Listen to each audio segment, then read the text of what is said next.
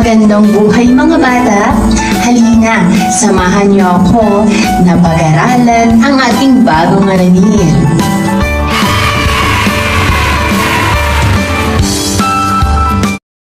Tayutay.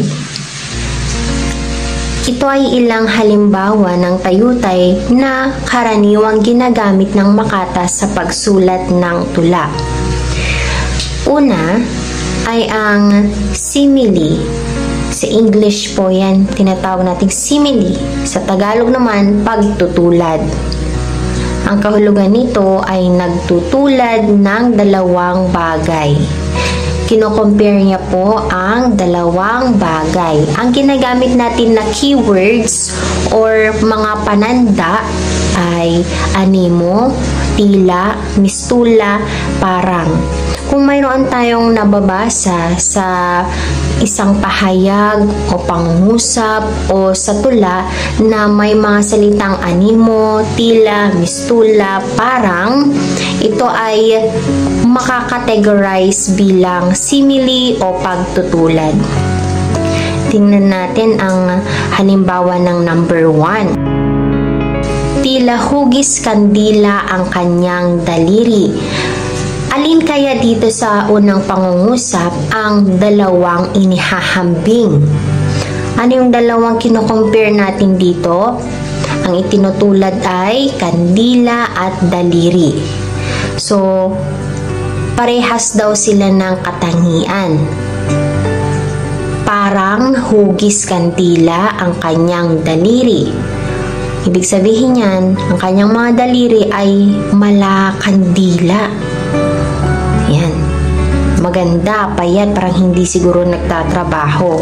Pangalawang halimbawa, ang pagmamahal ng Diyos sa tao ay parang walang katapusang araw at gabi.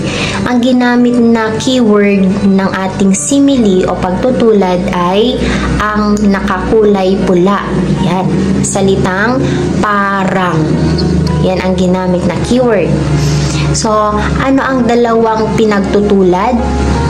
Ang pagmamahal ng Diyos at ang isa pang nakakulay blue ay walang katapusang araw at gabi. Pangalawa naman na tayutay, tinatawag itong metaphor sa English o pagwawangis, metapora o pagwawangis. So, tuwirang naghahambing ng dalawang magkaibang bagay. Tuwirang, ibig sabihin nito, direct comparison. Hindi na tayo gumagamit ng mga keywords na katulad kanina na gumamit tayo ng tila, parang, animo, wala na yon kapag nasa metapora. Kaya, tingnan natin ang halimbawa nito. Direct comparison ha, wala na yung mga keywords. Ayan. Number 1, tuwing umaga, sardinas akong makikisiksik sa bus. Ibig sabihin yan, tuwing umaga at yung sardinas ay direct niyang kino-compare. Ang pagkakaparehas nila ay yung nagsisiksikan daw sa loob ng bus. Maraming mga pasahero. Pangalawang halimbawa, ang katabi ko ay amoy bawang ang kili-kili. So, ang dalawang hahambing natin dito ay yung nakakulay blue, katabi at yung bawang. Yung katabi ko daw ay kaamoy niya yung bawang. Ang pangatlo naman ay personification o pagbibigay ng katauhan.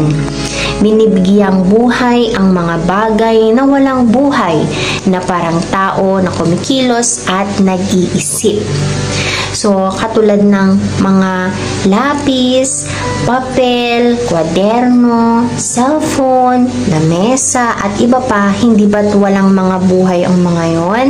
Ngunit, kung ito ay gagamitin natin sa tayutay, ito ay bibigyan natin ng buhay ang mga iyon na umaasta sila na parang tao, kumikilos na parang tao, nagsasalita na parang tao, o kaya nag-iisip. Ito ang halimbawa ng personifikasyon o pagbibigay ng katauhan. Ang dahon ng palay na kulay ginto ay sumasayaw sa ihip ng hangin sa aking paanan. Ay may batis, maghapot, magdamag, nagtutumangis. Dun muna tayo sa nauna, ang nakakulay blue. Dito, dahon ng palay. Paano daw ito binigyan ng buhay ang dahon ng palay? Ito ay sumasayaw sa ihip ng hangin. So, ito na yung example natin ng personifikasyon. Pagbibigay ng buhay sa mga bagay-bagay naman na katulad na lamang ng kilos ng tao, nag-iisip na parang tao o kaya nakakaramdam na parang tao. Ang dahon ng palay ay sumasayaw. Pangalawa naman, ang batis ay nagtutumangis. So, yung batis ay umiiyak daw ito, nagtutumangis, nalulungkot, umiiyak ang mga ulap. Sa ating pangungusap ang binigyan ng buhay?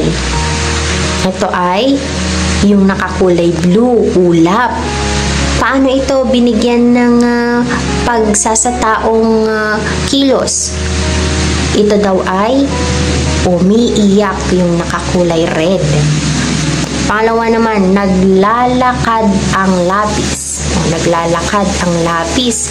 So, yung lapis ay naglalakad. Ibig sabihin, nagsusulat. Diba? Yan, yung mga nakakulay red, yan yung mga verb na ginamit o mga kilos, verb. Pandiwa. Ito namang nakakulay blue, ito yung mga bagay na walang buhay na ginamit natin sa ating halimbawa ng personifikasyon. Pang-apat, apostrophe o pagtawag. Ginagamit na estilo ng Makata kapag nais manawagan o makiusap sa taong hindi niya kaharap sa oras na iyon. So, parang kinakausap niya ang isang bagay, isang tao o kahit sino man dyan, ngunit wala naman sa kanyang harapan o wala naman sa presensya nito. Okay, dito sa mga examples para mas lalo nating maintindihan. Apostrophe, pagtawag. Ayan. O nasaan ka? Bakit ako nagtitiis? Diyos ko, tulungan mo ako. Huwag mo akong pabayaan. So, alam niyang wala naman siyang katabi o wala naman sa harap ang kanyang Diyos, ngunit tila ito ay kanyang kinakausap. Siya ay nananawagan, di ba? Siya ay nagdarasal sa mga oras na ito, sapagkat siya ay humihingi ng kanyang tulong at gabay.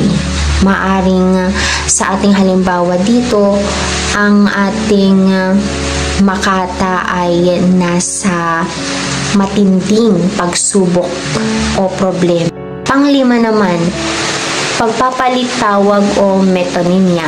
Pinapalitan ng ibang bagay or katawagan ang isang bagay, subalit kailangang may kaugnayan ang salitang ipapalit sa bagay na ito. So, kung papalitan natin ang katawagan, kailangan na connected pa rin ito. Okay, dito tayo sa examples. Ang ganda ng wheels mo. Ang ganda ng sasakyan mo. So, imbes na sabihin mo sanang ang ganda ng kotse mo, ang ganda ng sasakyan mo, pwede mo lang gamitan ng salitang wheels. Kasi ang wheels ay bahagi ng sasakyan, parte niya yon, di ba? Connected pa rin.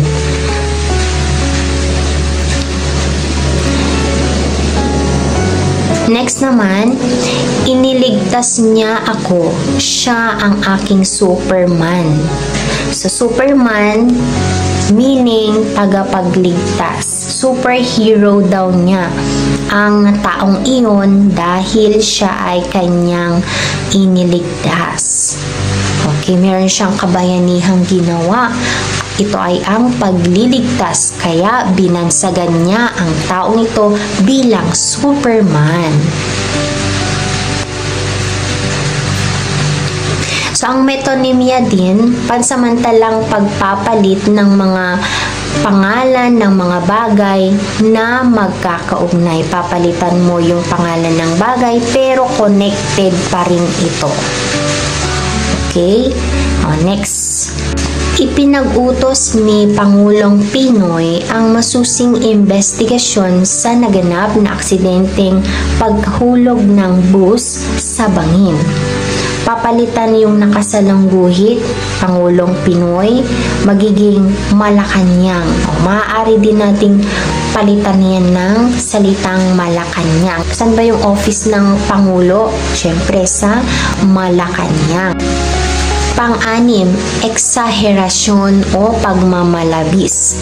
Exaggeration. Sobra-sobrang pagpapasidhi sa kalabisan o kahinaan ng tao, pangyayari, bagay, kaisipan, kalagayan, at iba pa. Kung ito ay iyong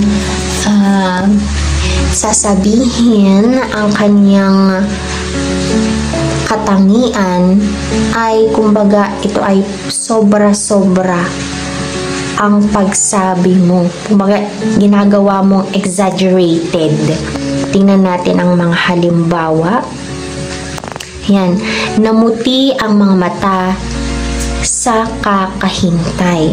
So, sa sobrang tagal daw ay namuti na halos ang kanyang mga mata. So, yung nakakulay red, yan ay example ng exaggerasyon o pagmamalabis. Number 2, tore ang kanyang kinaing pansit kanina.